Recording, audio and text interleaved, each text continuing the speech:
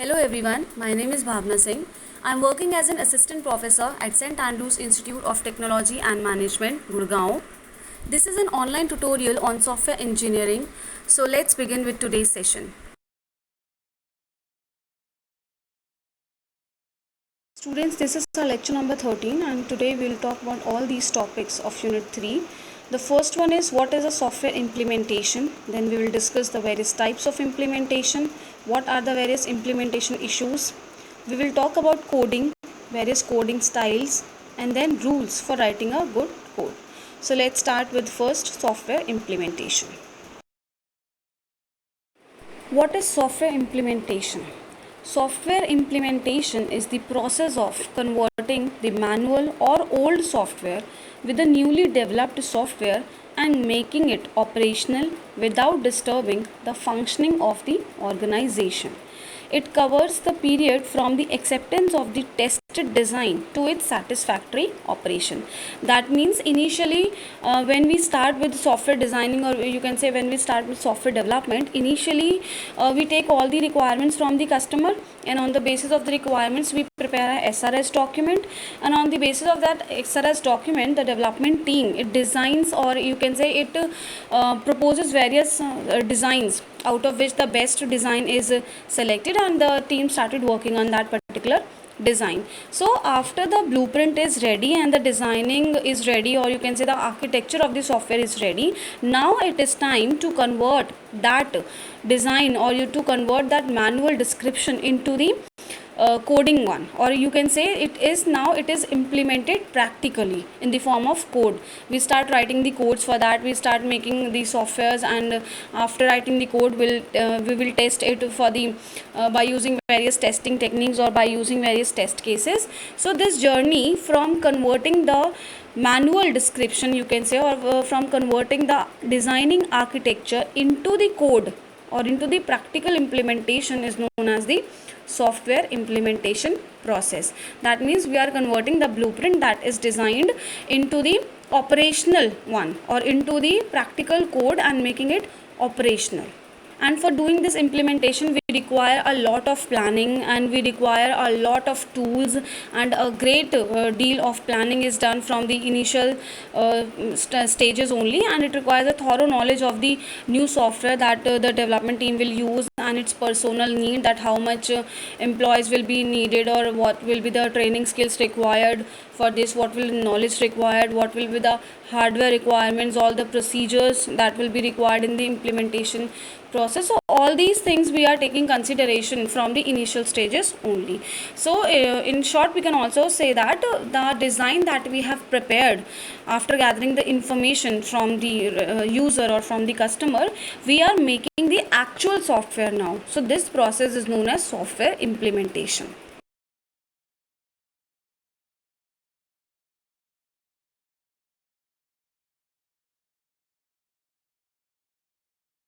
Now, these are the important activities that are involved in the software implementation process.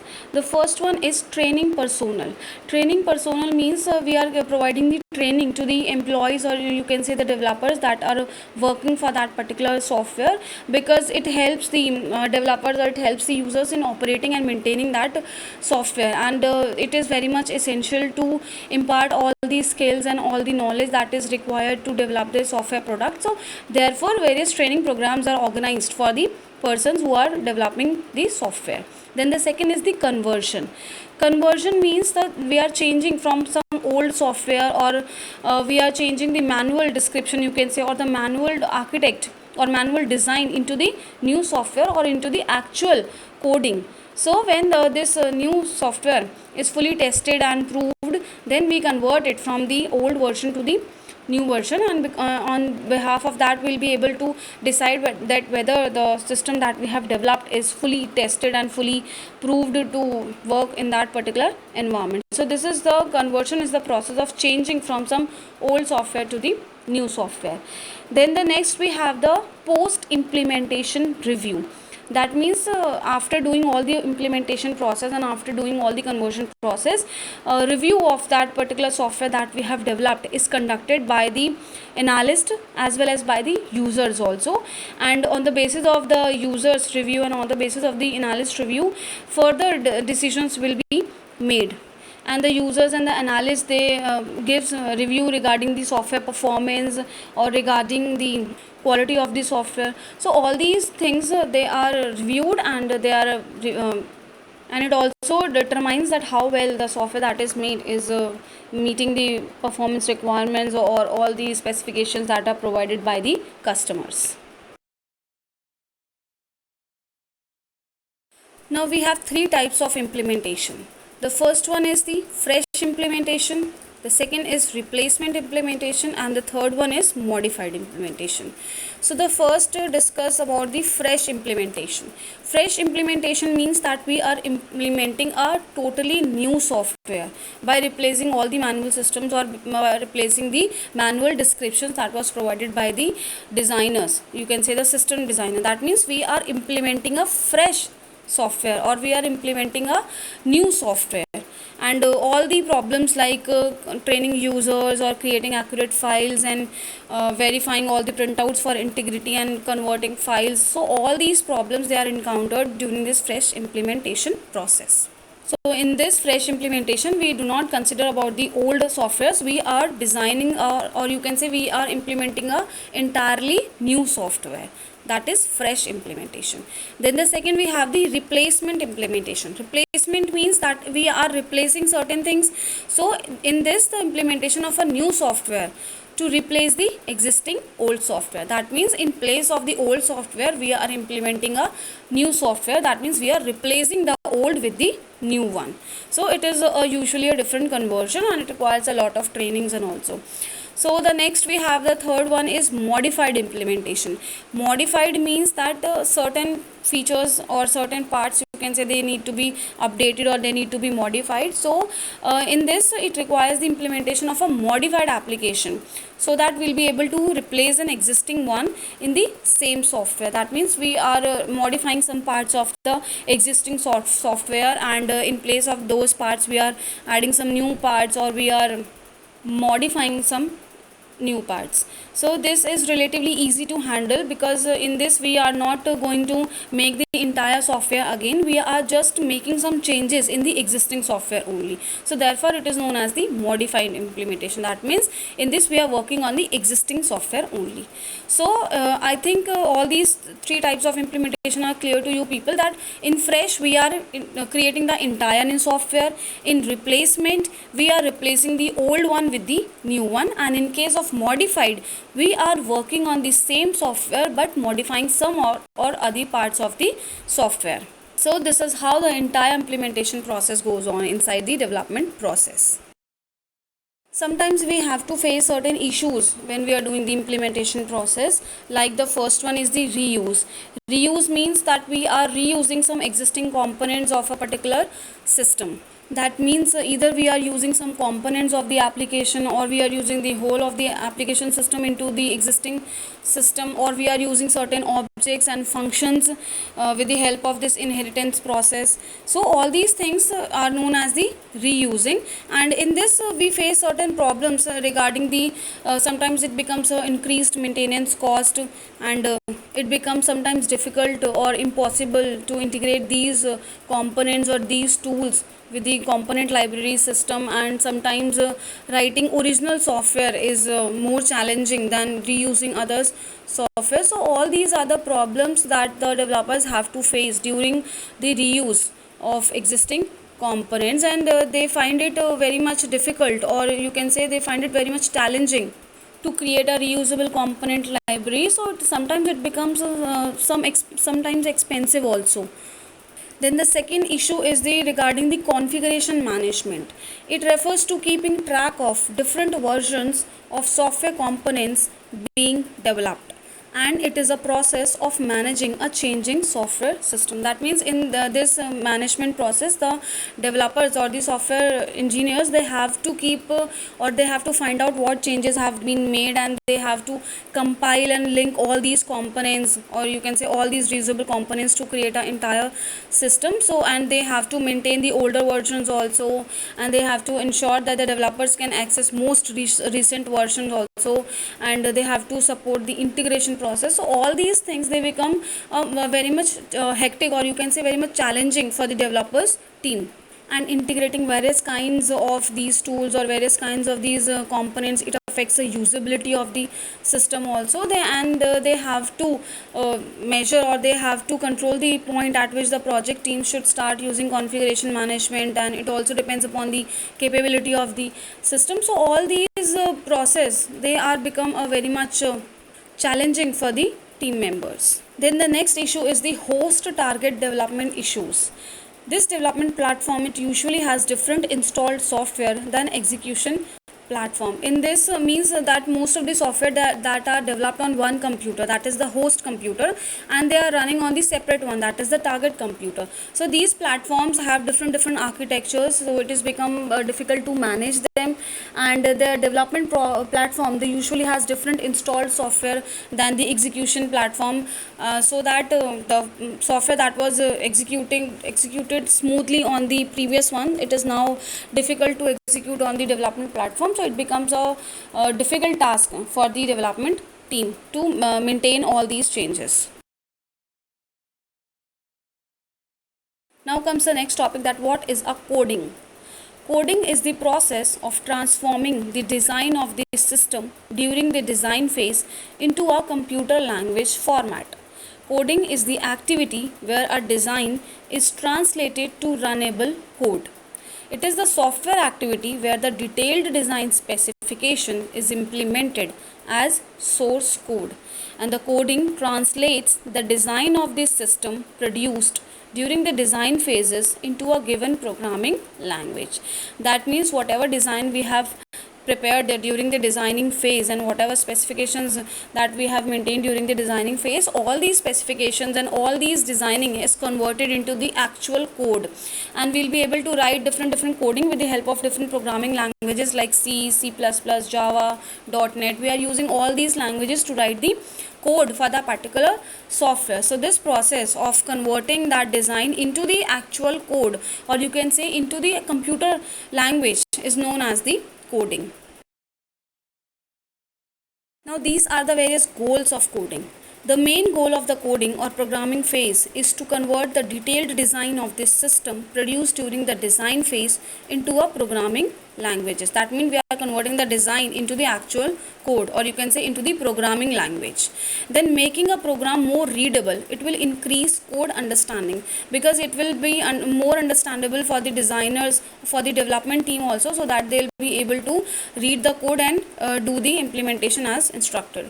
Then to translate the design of this system into a computer language format, the aim is to implement the design in the best possible way. That means whatever designing we have done in this designing phase, we'll be able to transform that design into the coding. And to reduce the cost of later phases, the aim is not to simplify the job of the programmer, but to simplify the job of the tester and maintainer, because whatever software we have maintained, or whatever software we have developed using this coding or using various programming languages, it will be easier for the tester and maintainer, so that they can easily test the entire code, and they can easily compile the entire code, and they find out if any bugs are there, or if any errors are there, they'll be able to debug all those errors.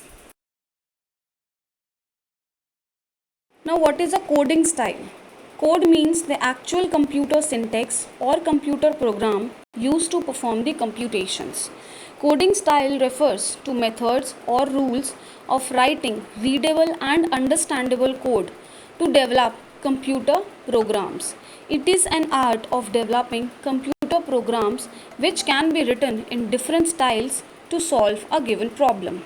That means it is a method, or you can say it is a procedure of using the computer syntax of or writing the computer programs which are easily maintainable and which should be technically correct and maintainable and easily understandable by the various developers, so that they'll be able to develop the software programs based on this code. And this coding, it should be easily understandable, and it should be well written program, because the well written program is more easily read and understood by both the developer as well as others who are working with that program. And in comparison to it, the poor programming style, it becomes very much difficult to understand and hard to modify and impossible to maintain over a long period of time. So whatever syntax we are writing or whatever computer program we are using, it should be correct technically as well as it should be easily understandable, so that it will become easier for both the team members that are working for it and as well as the user that will use this software product.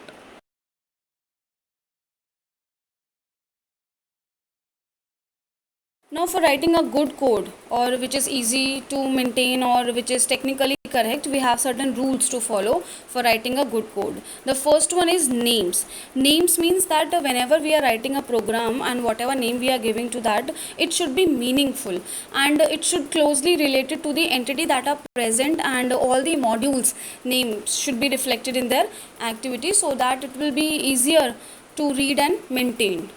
Second one is documentation should be provided, because it increases the readability and understanding, and it should be given at the appropriate places, so that it will be useful and maintenance when some editing is done or when user is using that particular software. Then the next we have the robustness. Robustness means the program must be robust enough so that it can produces either the correct results or meaningful messages, and irrespective of the fact that how bad the input data may be, because sometimes what happens that whenever we fed some input data into a program, and or you may said that we are giving some invalid data to the program, so in that case the program may not be able to process this data to produce the correct results, and it results in the termination of the entire program. So it should not be the case, and the program should be robust enough. Then there should be a proper layout of the program and should be organized in a proper way, so that it will be easier to understand and it will be clear and to read, and there should be proper indentation, proper blank spaces, comments should be there, so that it increases the readability of the program, and understand it will be easier to understand that what the comments are saying and what blank spaces are saying. So all these things must be clear. Then the module size of the program should be uniform. It should not be that much big, or it should not be too much small. And the next, it should also follow the rule of information hiding, in which we are the information that is capturing the data structure, it should be hidden from the rest of the system, because it is not that much relevant for them, and all the access functions on the data structures that are representing the data operations or that are performed on the information, they should be visible. Then the next, there should be a controls constructs. That means the program can be viewed as a sequence of statements. This means the program is starting from one defined point, and it is all the execution is terminating at one defined point. So as much as possible, single entry and single exit constructs should be there.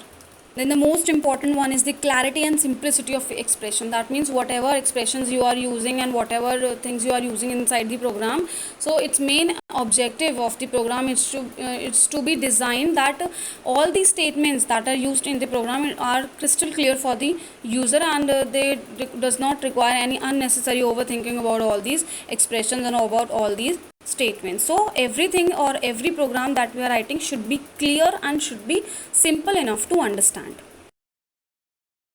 Now let us discuss some important questions that can be framed based on today's topics that we have discussed in today's lecture.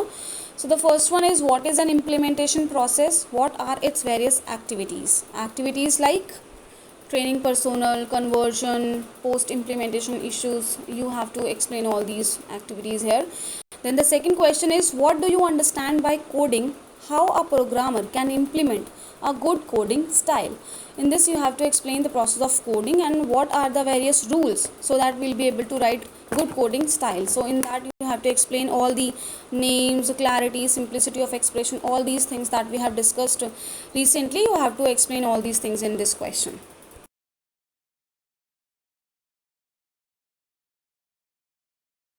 So students, it's time to end the session here only, and with this lecture we have completed our unit 3. In the next session we will continue with software testing, and we will discuss about various testing levels and types of testing. Till then, you all take care of yourselves, keep learning. Thank you so much for watching.